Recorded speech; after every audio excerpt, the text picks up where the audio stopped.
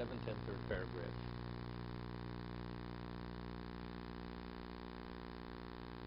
He had said that a person who's endowed with abilities and he has recognition, understanding, and he falls short of the way he should have invested his life, that's something you have to introspect, you have to think about. He gave the example, the equivalent example, a master gives his slave seed to sow a piece of property, land. He comes and the slave only did it partially.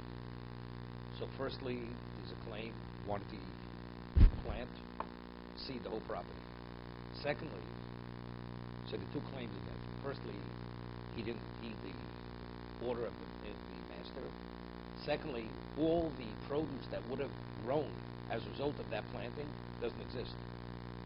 So firstly, the person is punished because he didn't follow the order of the master. Secondly, what about the produce that would have existed, which doesn't exist today? What about stealing the seed? It's a misappropriation of seed.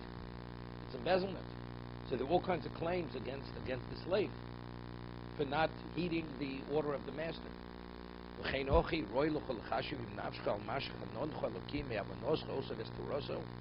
Hashem, you have to take into account, Hashem has endowed you with understanding of yourself and of Torah. He gave you the ability to repay, to address what you're obligated to serve Him. And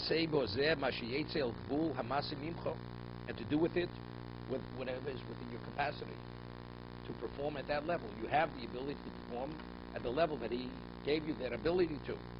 You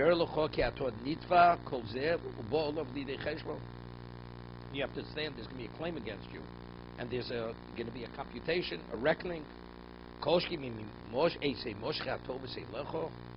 Definitely, when Hashem endows with not only ability, what about if a person is blessed with all kinds of opportunities and privileges and material? Even more so, that there's a claim against the person.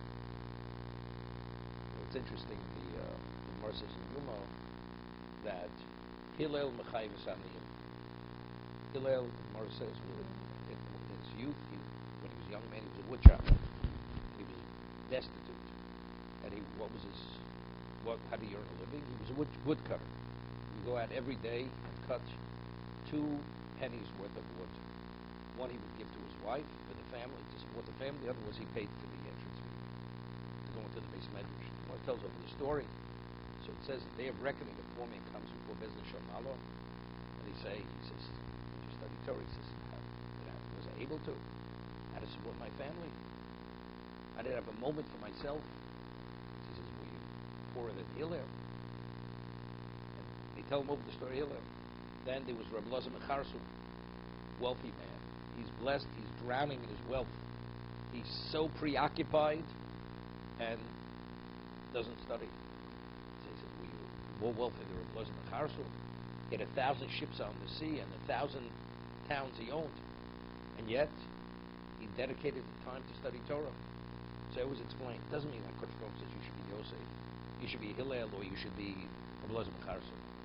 A person says, I always say, you approach a person, you want to study, too busy. I don't have an hour a week. I said, what about 5 minutes a month? I don't need 5 minutes a month. The person says he doesn't have 5 minutes, and that means you don't value it. There's no such thing as you don't have 5 minutes. And that's what it's about. We're not saying you should value it to the degree that Hillel or Rabbi Kalatsky, despite everything. But how did you not? Despite as busy you are, how did you not? That's the claim against the person. Same thing. The person's endowed with many things, and yet the person doesn't address his responsibilities. It's a misappropriation of whatever it is, embezzlement. This kol ha'nenu v'lo bracha is more. You benefit from this world without a bracha, it's more. It's like benefiting from something that's consecrated. Same thing. Hashem endows you with ability, but what's it meant? Where are you supposed to put it? For him or for yourself? Hashem, I can't be bothered right now. Who do you think is underwriting? Who do you think is putting money in the bank that you can write the check? Who do you think is bringing you the deal? Who do you think is closing the deal? That's that. When the person understands that, then it takes on a whole different understanding, a different picture. what? Understand? To be continued.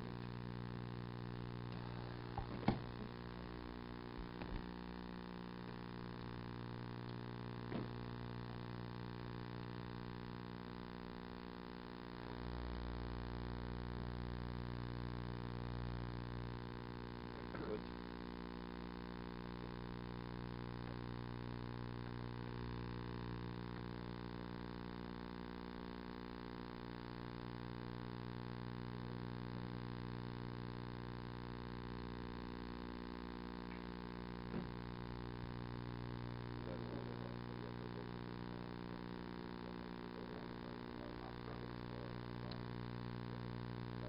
That's what I said before you walked in. I spoke about that. Yeah.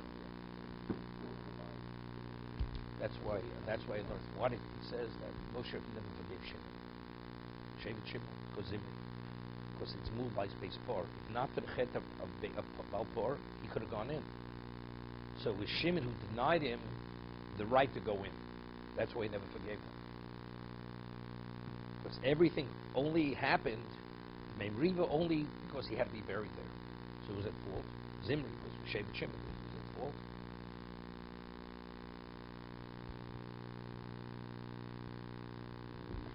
Moshe,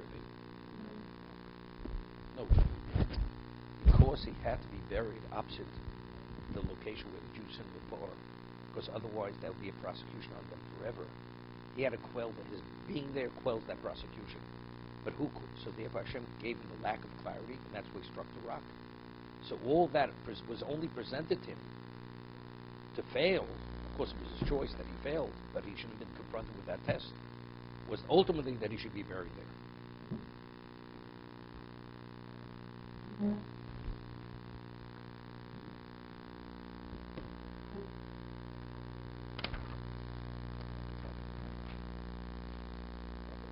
How's your day yesterday?